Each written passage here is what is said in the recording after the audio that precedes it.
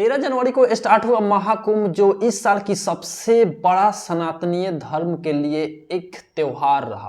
अब तक के 64,000 करोड़ लोग अमृत स्नान कर चुके हैं महाकुंभ में। जिस तरह श्रद्धालुओं ने संगम नदी में डुबकी लगा करके अपने मन और विचार के प्रति पूजा अर्पण किए, जहां गंगा, यमुना और सरस्वती की मिलन होती है, वहां पे संगम नदी में डुबकी लगाए बहुत सारे श्रद्धालुओं ने, करोड़ों श्रद्धालुओं ने डुबकी लगा करके अपनी मन और विचार को शांति किए। ऐसा कहा जाता है कि शायद नदी में डुबकी लगाने से वहां काफी ज्यादा एक मन और भाव की प्रति शांति होती है, जहां लोग कहते हैं कि हाँ, शायद वहां स्नान करने से लोगों की पाप भी धुलती है। इन दिनों हुए हादसों को लेकर के काफी ज्यादा प्रचलित रहा। न्यूज चैनल हर एक, देखा जाए तो हिंदुस्तान में पूरे तरीके से भगदड़ मचा हुआ था। लोग डरे हुए थे कि क्यों ऐसा हुआ और कैसे हुआ।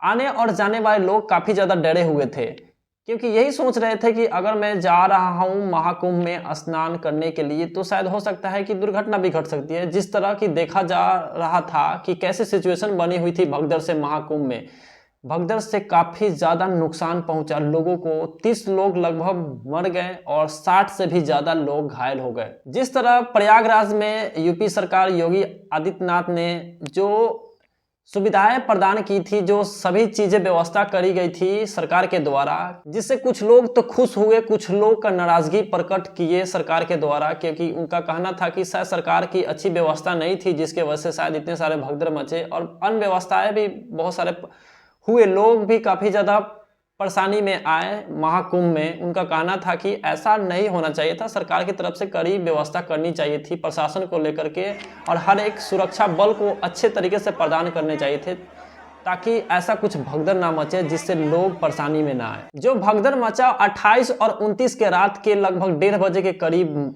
ये भगदड़ मचा हुआ था महाकुंभ मेला में। कहा जाता है कि 29 तारीख को मौनी अमावस्या की रात थी, जिससे लोग कह रहे थे कि हाँ, उस दिन शायद स्नान करने से भगवान के प्रति शायद श्रद्धालुओं पे काफी ज्यादा कृपा रहता है, इसीलिए लोग काफी भीड़ के साथ उमड़ रहे थे वहां अमृत स्नान करने के लिए महाकुंभ मेला में। उन दिनों हुए हादसों को लेकर के सरकार पे सबसे बड़ी सवाल उठाई जा रही थी सुरक्षा बल को लेकर के, कि क्योंकि सरकार क्यों नहीं ऐसा कड़ी व्यवस्था की जिसके वजह से इतनी बड़ी भगदड़ मची और लोगों को जान गंवानी पड़ी। वेस्ट बंगाल के चीफ मिनिस्टर ममता बनर्जी ने भी ट्वीट किया, कहा कि अमृत स्नान के जगह पे मृत स्नान बन गया है महाकुंभ में।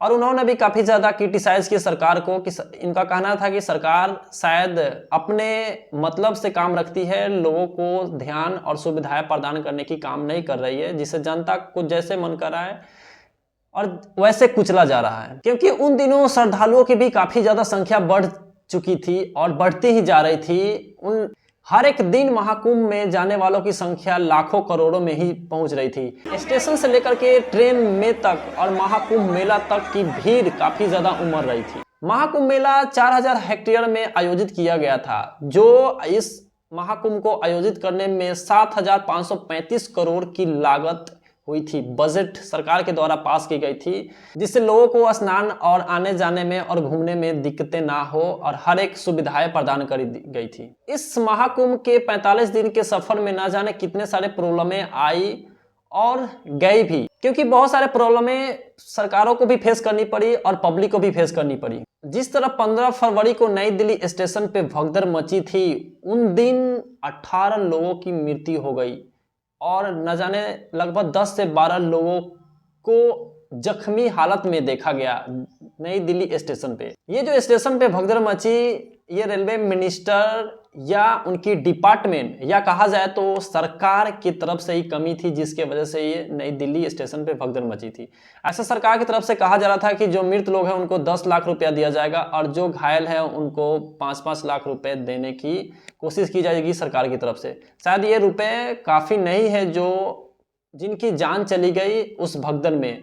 सरकार के लिए काफी ज्यादा बड़ा अमाउंट लग रहा होगा, पर उन फैमिली के लिए नहीं जिनके फैमिली में से कोई सदस्य चला गया। दिल्ली से जाने वाली ट्रेन प्रयागराज के लिए जो हर उस ट्रेन में काफी ज्यादा भीड़ उमड़ रही थी, जिससे लोगों को काफी ज्यादा परेशानियां झेलनी पड़ रही थी।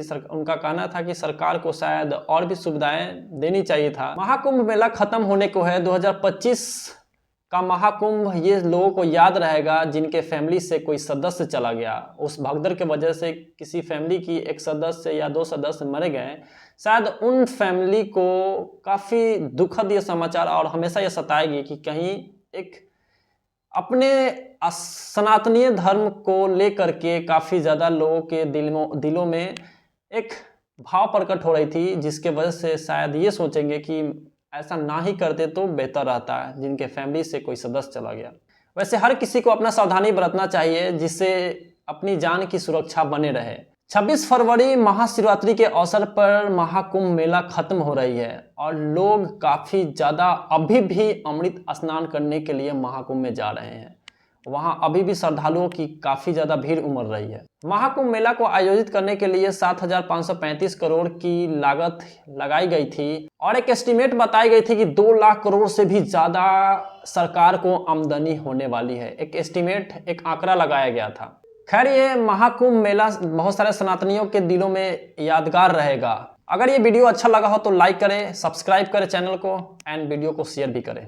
धन्यवाद।